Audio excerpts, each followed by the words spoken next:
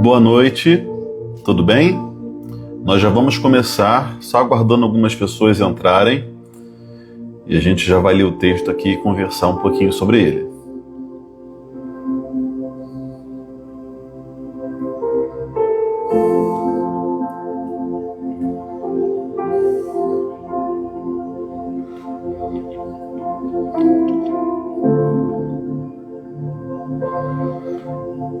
Vamos aguardar um pouquinho mais.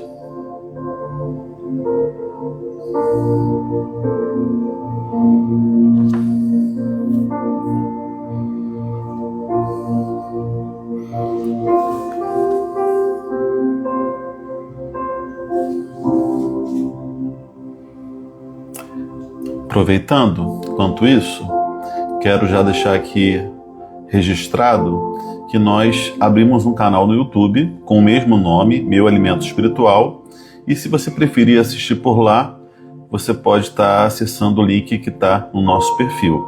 Olá, Érica, tudo bem? Boa noite. Estava falando aqui para quem estiver depois assistindo gravado, que já estamos com o nosso canal no YouTube.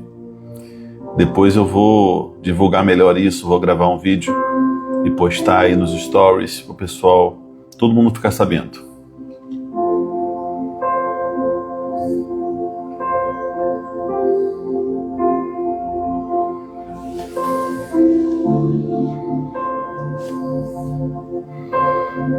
Você que foi fundamental para a gente poder atualizar lá, subir todos os vídeos, né? Que eram muitos. Agradeço demais essa colaboração, essa cooperação aí pelo reino.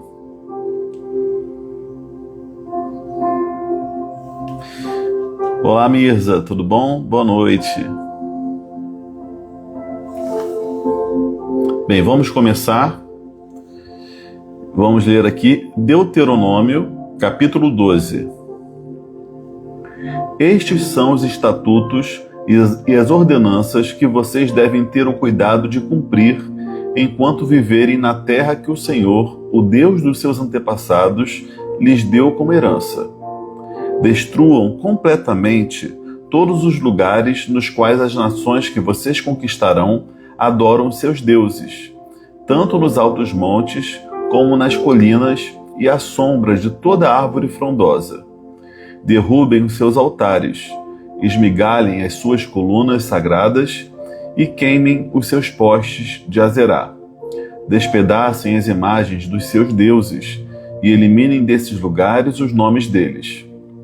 Vocês, porém, não adorarão ao Senhor, o seu Deus, como eles adoram os deuses deles. Pelo contrário, procurarão o local que o Senhor, o seu Deus, escolher dentre todas as tribos para ali pôr o seu nome e a sua habitação. Para lá, vocês deverão ir e levar holocaustos e sacrifícios, dízimos e dádivas especiais, o que em voto tiverem prometido, as suas ofertas voluntárias e a primeira cria de todos os rebanhos. Ali, na presença do Senhor, o seu Deus, vocês e as suas famílias comerão e se alegrarão com tudo o que tiverem feito, pois o Senhor, o seu Deus, os terá abençoado. Vocês não agirão como estamos agindo aqui, cada um fazendo o que bem entende, pois ainda não chegaram ao lugar de descanso e à herança que o Senhor, o seu Deus, dará a vocês. Vocês atravessarão o Jordão e se estabelecerão na terra que o Senhor, o seu Deus, lhes dá como herança, e ele concederá a vocês descanso de todos os inimigos que os cercam, para que vivam em segurança. Então, para o lugar que o Senhor, o seu Deus, escolher como habitação do seu nome, vocês levarão tudo o que eu ordenar a vocês: holocaustos e sacrifícios, dízimos e ofertas especiais, e tudo o que tiverem prometido em voto ao Senhor. Regozijem-se ali diante do Senhor, o seu Deus, vocês, os seus filhos e filhas, os seus servos e servas, e os levitas que vivem nas cidades de vocês, por não terem recebido terras nem propriedades. Tenham cuidado de não sacrificar os seus holocaustos em qualquer lugar que agrade a vocês. Ofereçam-nos somente no local que o Senhor escolher em cada uma das suas tribos, e ali ponham em prática tudo o que eu lhes ordenar.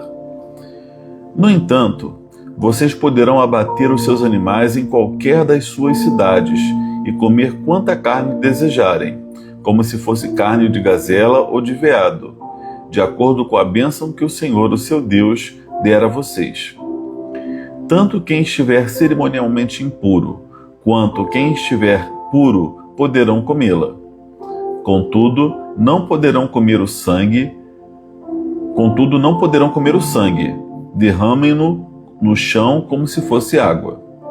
Vocês não poderão comer nas suas próprias cidades o dízimo do cereal, do vinho novo e do azeite, nem a primeira cria dos rebanhos, nem o que em voto tiverem prometido, nem as suas ofertas voluntárias, nem as ofertas especiais. Em vez disso, vocês os comerão na presença do Senhor, o seu Deus, no local que o Senhor, o seu Deus, escolher. Vocês, os seus filhos e filhas, os seus servos e servas e os levitas das suas cidades. Alegrem-se diante do Senhor, o seu Deus, em tudo o que fizerem. Tenham o cuidado de não abandonar os levitas enquanto vocês viverem na sua própria terra. Quando o Senhor, o seu Deus, tiver aumentado o seu território conforme lhes prometeu, e vocês desejarem comer carne e disserem: gostaríamos de um pouco de carne, poderão comer quanto quiserem. Se o seu local que o Senhor, o seu Deus, escolher para pôr o seu nome ficar longe demais, vocês poderão abater animais de todos os rebanhos que o Senhor lhes der, conforme lhes ordenei, e nas suas próprias cidades poderão comer quanta carne desejarem. Vocês a comerão como comeriam carne de gazela ou de veado. Tanto os cerimonialmente impuros quanto os puros poderão comer. Contudo, não comam o sangue, porque o sangue é vida, e vocês não poderão comer a vida com a carne. Vocês não comerão o sangue, derramem-no no chão como se fosse água. Não comam, para que tudo vá bem com vocês e com os seus filhos, porque desse modo farão o que é justo aos olhos do Senhor. Contudo, apanhem os seus objetos consagrados e o que em voto tiverem prometido, e dirijam-se ao local que o Senhor escolher. Apresentem os seus holocaustos, colocando-os no altar do Senhor, o seu Deus, tanto a carne quanto o sangue. O sangue dos seus sacrifícios será derramado ao lado do altar do Senhor, o seu Deus, mas vocês poderão comer a carne. Tenham cuidado de obedecer a todos estes regulamentos que lhes ordeno, para que sempre vá tudo bem com vocês e com os seus filhos, porque desse modo farão o que é bom e justo aos olhos do Senhor, o seu Deus. O Senhor, o seu Deus, eliminará de diante de vocês as nações que estão a ponto de invadir e expulsar. Quando vocês as tiverem expulsado e tiverem se estabelecido na terra delas, e depois que elas forem destruídas, tenham cuidado para não serem enredados e para não se interessarem pelos deuses delas, dizendo: como essas nações servem aos seus deuses? Queremos fazer o mesmo. Não adorem ao Senhor, o seu Deus, como fazem essas nações, porque ao adorarem os seus deuses, elas fazem todo tipo de coisas detestáveis que o Senhor odeia, como queimar os próprios filhos e filhas no fogo em sacrifício aos seus deuses. Apliquem-se a fazer tudo o que eu lhes ordeno, não acrescentem nem tirem coisa alguma. Só até aí. Olá, Margot, olá, Cláudia, sejam bem-vindas também, além da Mias e da Érica. Muito bom ter todas vocês aqui e mais aqueles que assistirem depois na gravação. Vamos lá. Comentar aqui sobre Deuteronômio capítulo 12. Tem tanta coisa interessante aqui, gente, nesse capítulo. Embora tenha muita lei, muita instrução específica para o povo, de Israel, que ainda não era uma nação de Israel, mas para os israelitas, embora haja essas instruções específicas, temporárias, limitadas àquela época, àquele contexto, há muita coisa de princípio que podemos extrair para as nossas vidas. Então vamos comentando aos poucos, do início do capítulo até o final. A partir do versículo 2, nós vemos uma instrução divina para que eles destruíssem por completo os altares a outros deuses. Eles não deveriam preservar nada, já que eles estavam a ponto de conquistar a terra prometida. Eles destruiriam, expulsariam todas aquelas nações que estavam habitando naquela terra que o Senhor tinha prometido. Porém, ao destruírem, expulsarem todos aqueles povos, ficariam na terra os altares e locais de culto dedicados aos deuses pagãos. E Deus fala que eles não deveriam preservar nenhum deles, por mais que fossem interessantes, bonitos, agradáveis, convenientes, mas Deus não queria ser cultuado nos mesmos altares, nos mesmos locais que os deuses estranhos eram cultuados pelos cananeus. Então os israelitas, ao se estabelecerem na terra que estavam prestes a possuir, eles deveriam destruir por completo qualquer altar a outros deuses. Essa determinação de Deus está totalmente de acordo com os mandamentos, né, que fala que Deus detesta a idolatria e que Deus detesta imagens de escultura para fins de culto. Então, Deus já estava ali destruindo qualquer coisa que pudesse contaminar o culto dos israelitas. E, ao mesmo tempo, ao fazerem os seus cultos, mesmo que ao Deus verdadeiro, mas num local inapropriado, num local antes dedicado a outros deuses, pode ser que os objetos de culto, as práticas do culto, alguma inscrição, alguma prática pagã acabasse se incorporando ao rito e prática de adoração dos israelitas. Então isso não era devido, isso contaminaria o culto ao Deus verdadeiro. Deus não queria.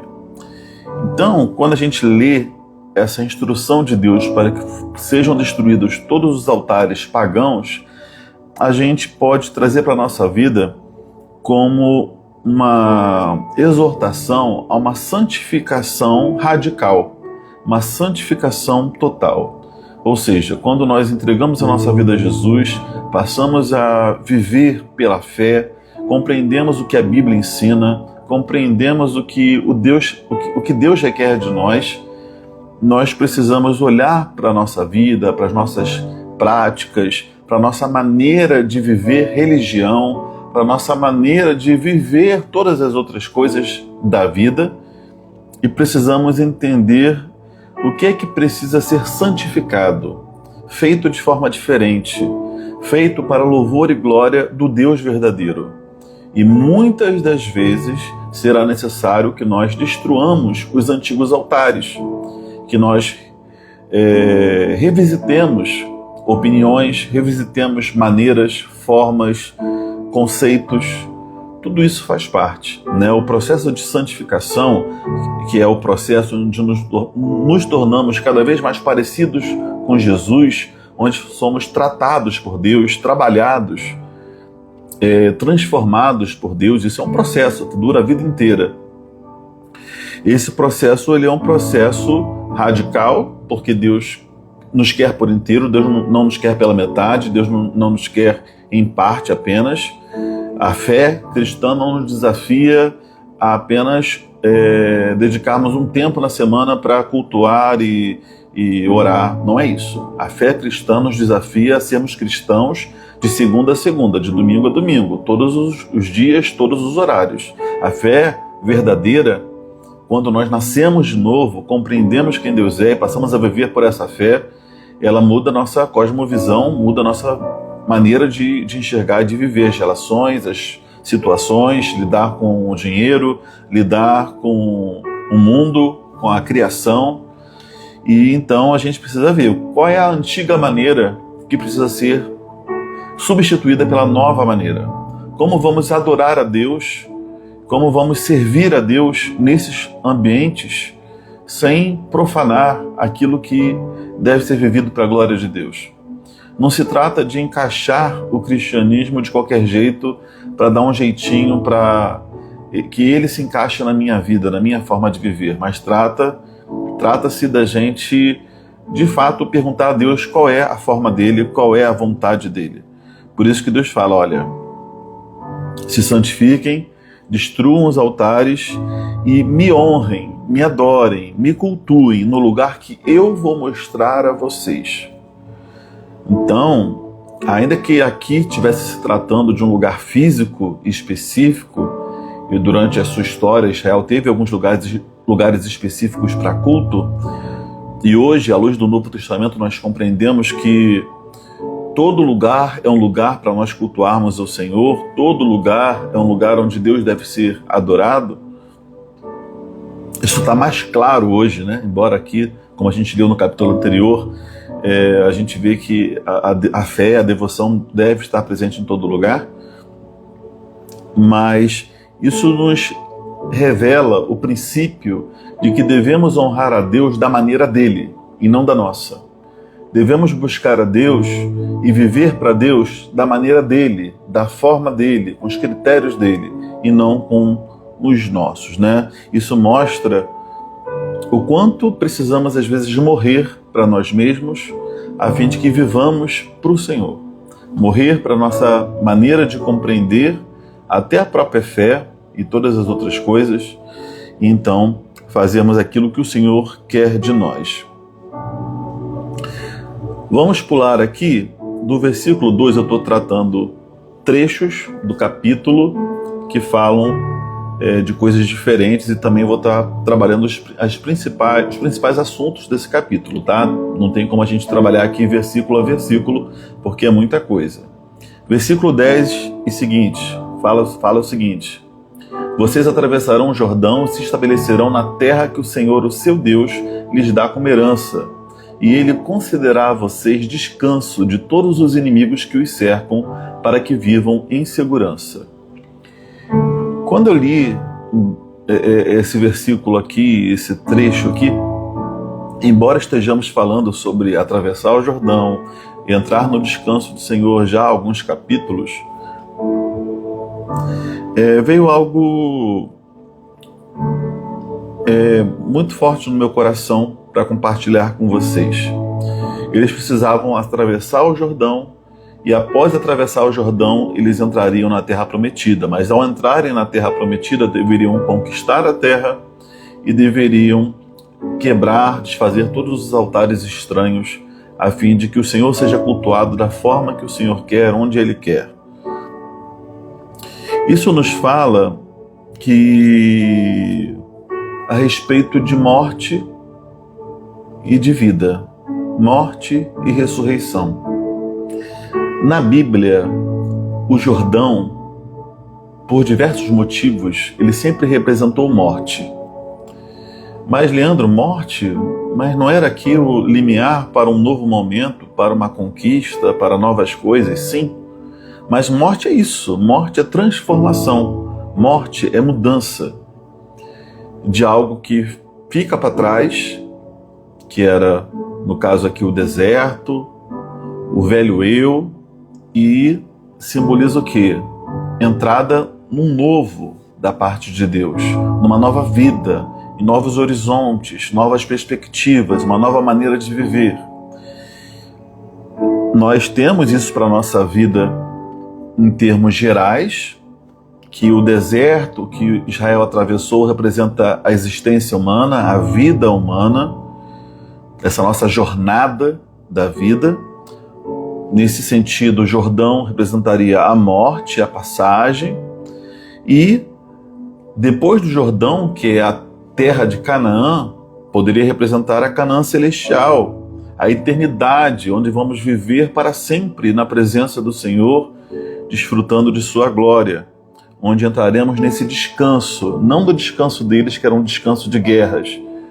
Na verdade, nem de guerras, porque eles lutariam lá para conquistar, mas em sentido último, sim, porque ali eles habitariam, se estabeleceriam, teriam o seu lugar de descanso. Mas é um descanso de estar na presença do Senhor para sempre, né? Desfrutá-lo e colher o fruto de tudo que Ele separou e reservou para nós, ainda que não tenhamos plantado. Então a gente pode ter esse paralelo aí, do deserto como a vida, a jornada. Eu acho até que eu já falei um pouquinho sobre isso em algum capítulo. O Jordão como sendo essa transição, essa morte, e a Canaã terrena simbolizando a Canaã celestial, ou seja, a vida eterna com Deus, esse lugar de descanso eterno em Deus, onde nos estabeleceremos para sempre.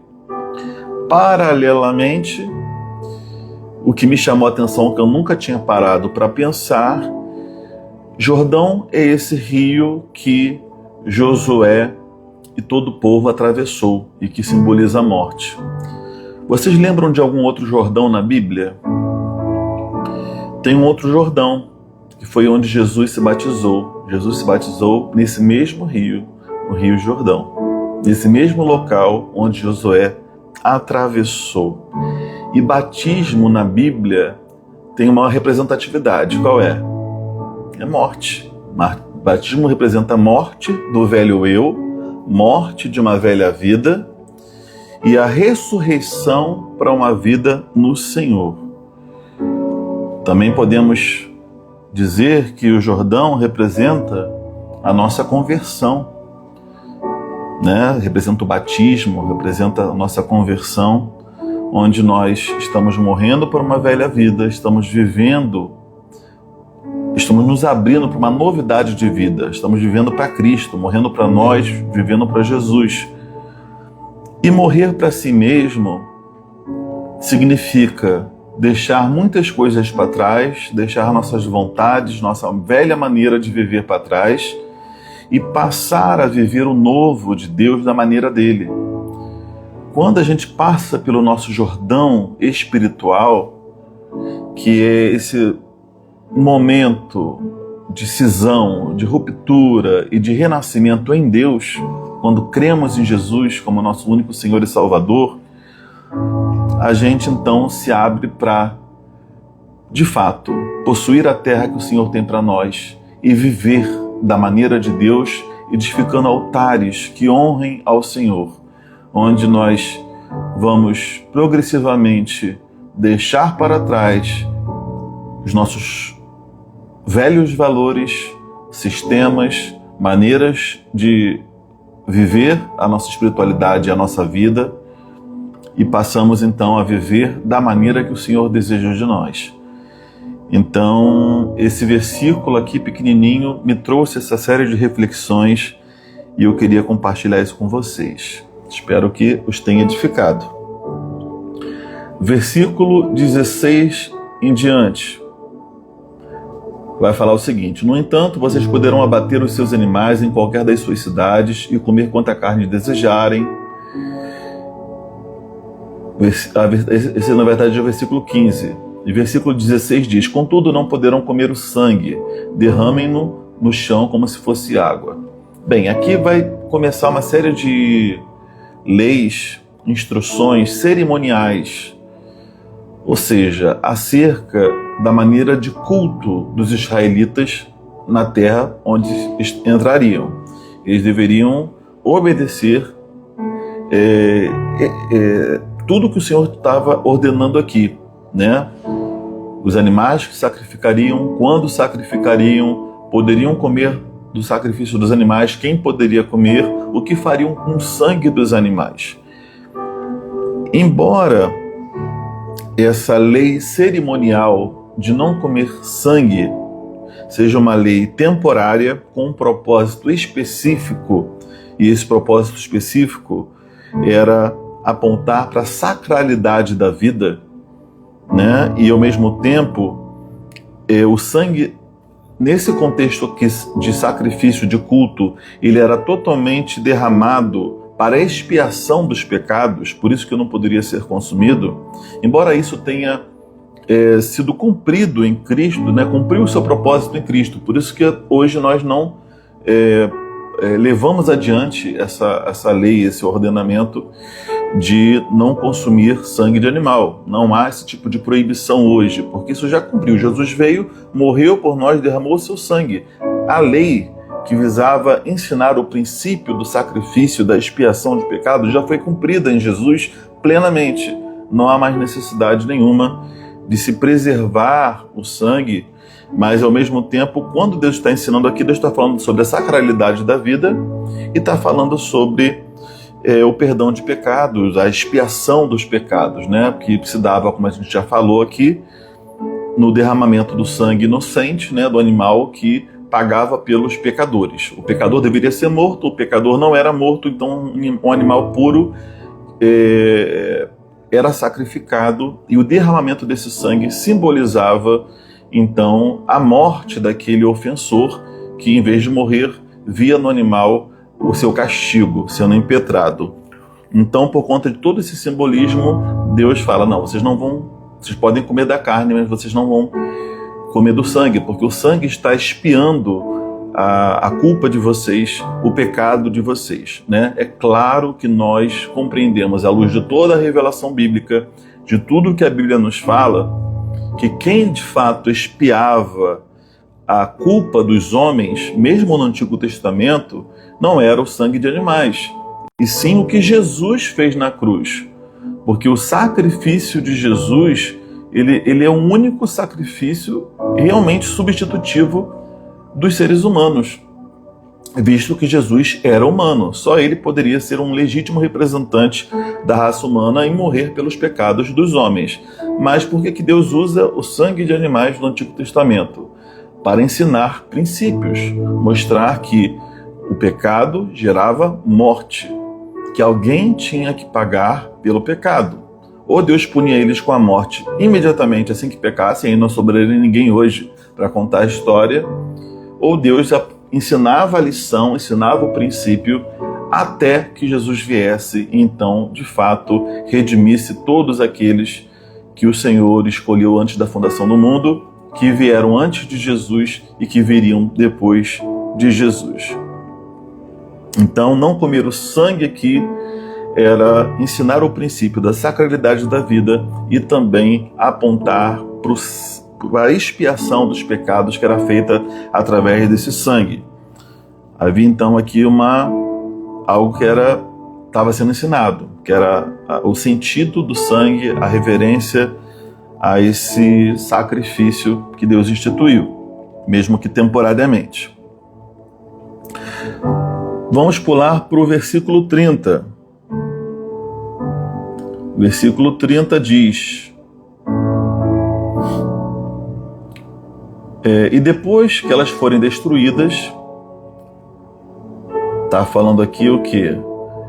Das nações que habitavam Canaã, tá? As nações pagãs que serviam a outros deuses, que tinham práticas abomináveis, que o Senhor queria destruir e que usou os israelitas para isso. Então, depois que elas forem destruídas, tenham cuidado para não serem enredados e para não se interessarem pelos deuses delas. Tem versões que vão trazer aqui a palavra imitar. Tenham cuidado para não imitarem elas, tá? E aproveitarem os seus altares, as suas práticas, e não fazerem coisas horríveis como elas faziam, né? Na sua prática religiosa, elas sacrificavam até crianças, o que Deus abominava. E abomina, né? Até hoje.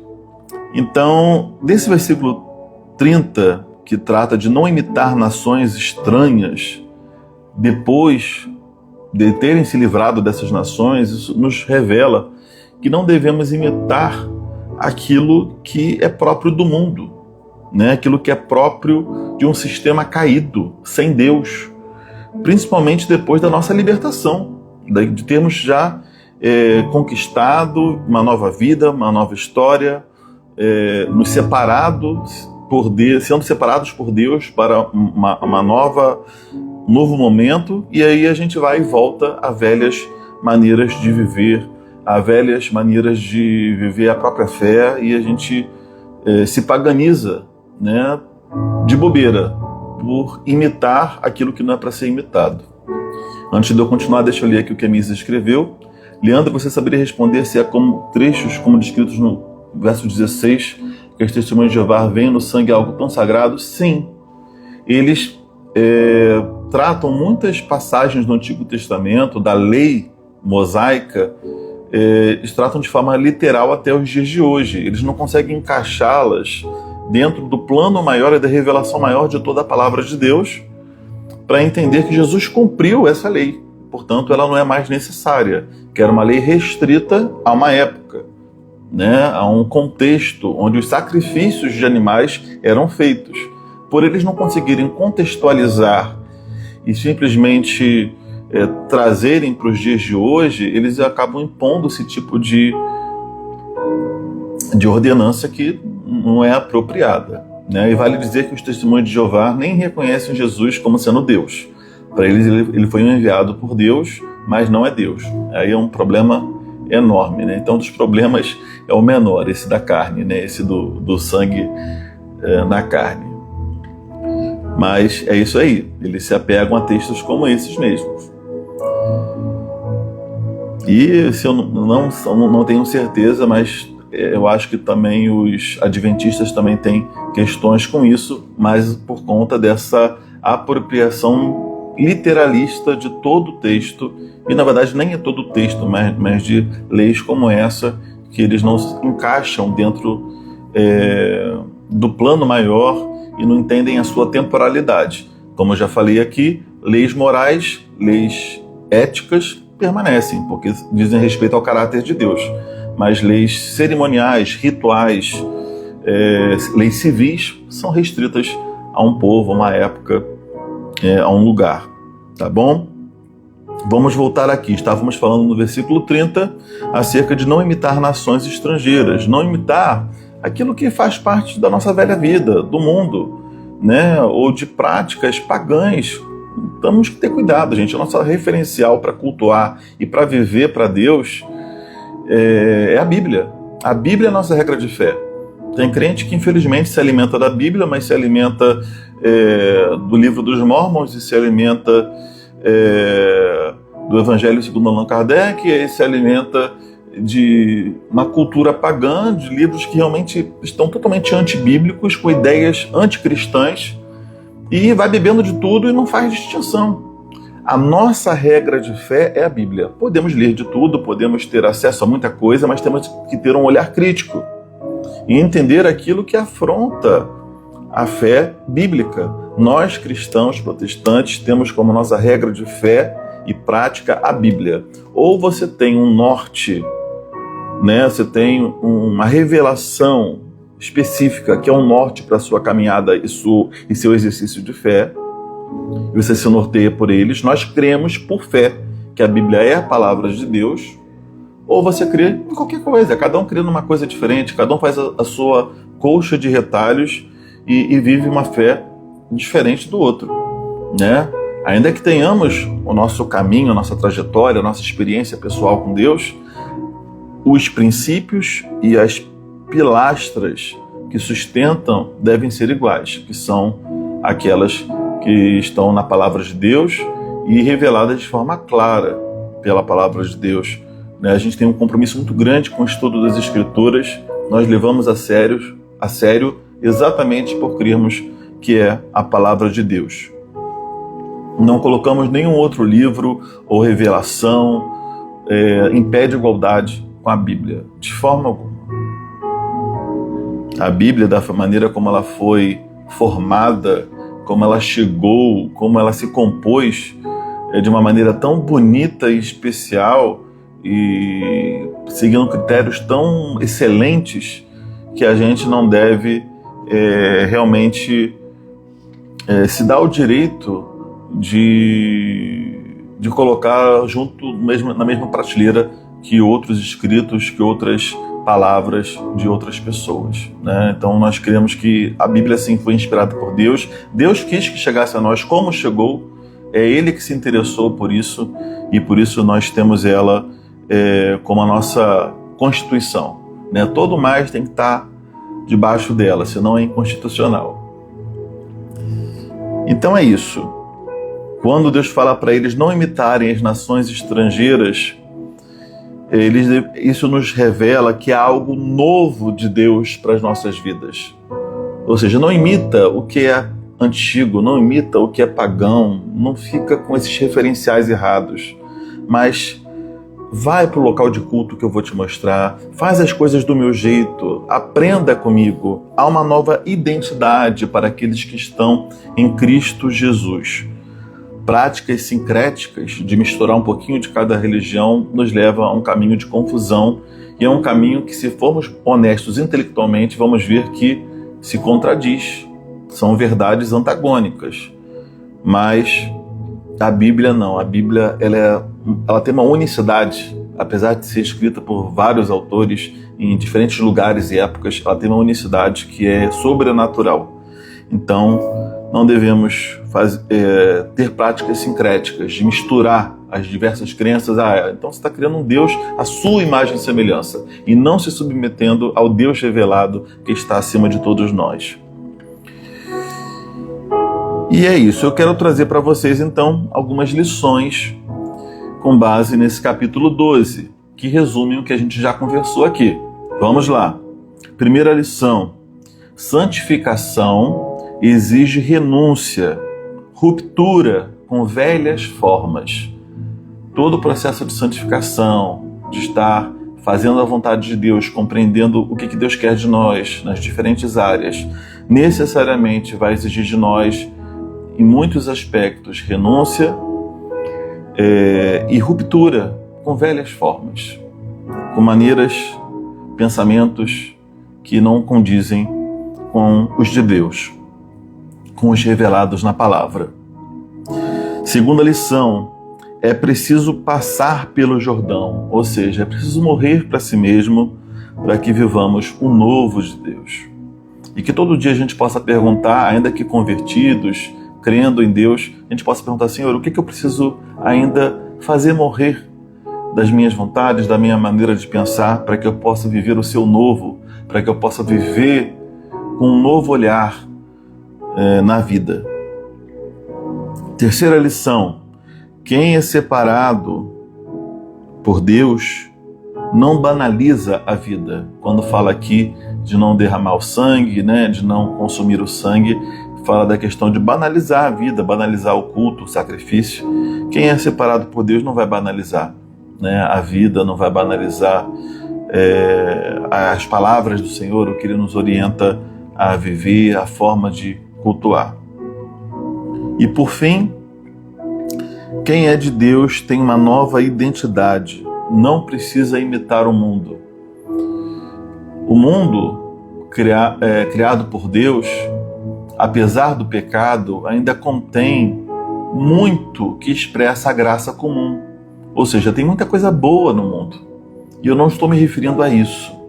Mas quando a gente fala de não imitar o mundo, é não imitar aquilo que é distorcido, aquilo que está enviesado por um sistema de valores errado, por aquilo que não aponta para Deus, mas aponta para o homem meramente. E a gente precisa realmente viver a partir de uma nova identidade, imitar a Cristo e não imitar o mundo, para que a gente de fato possa viver nessa nova terra, nessa nova vida que Deus nos deu, que Jesus nos deu e nos dará. É o já e o ainda não, de uma maneira que glorifique a Deus, porque o propósito da nossa vida é amar ao Senhor e glorificá-lo para sempre, gozá-lo para sempre, nos alegrarmos nele para sempre. E é isso aí. Então, por hoje é só. Alguém tem algum comentário, além da Mirza, mas se quiser também colocar outro, pode colocar. Alguém tem alguma pergunta para fazer? Essa é a oportunidade.